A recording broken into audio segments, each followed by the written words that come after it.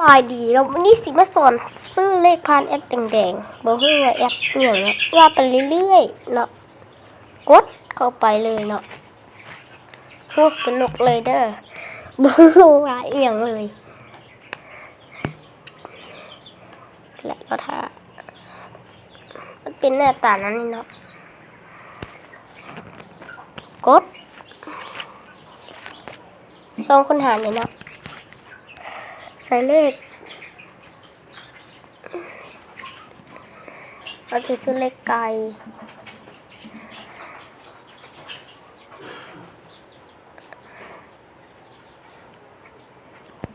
เนาะ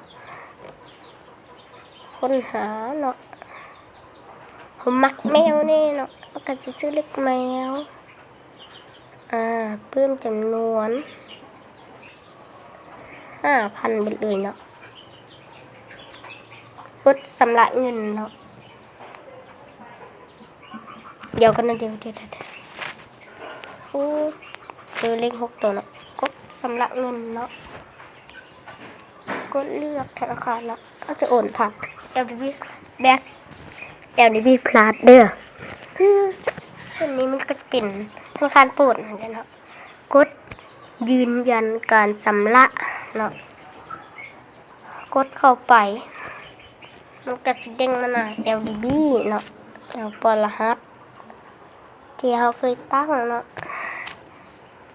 รหัสนี้บางคนเขาก็บ่เคยตั้งเนาะกดต่อไปกดยืนยันรหัสเนาะเพียงเท่านี้ก็สำเร็จแล้วเนาะมันก็จะเด้งมาหน้านี่เนาะเดี๋ยวมื้ออื่นจะมาสอนวิธีการสแกนและโอนเงินเด้อบ๊ายบายขอบใจเด้อที่มารับชม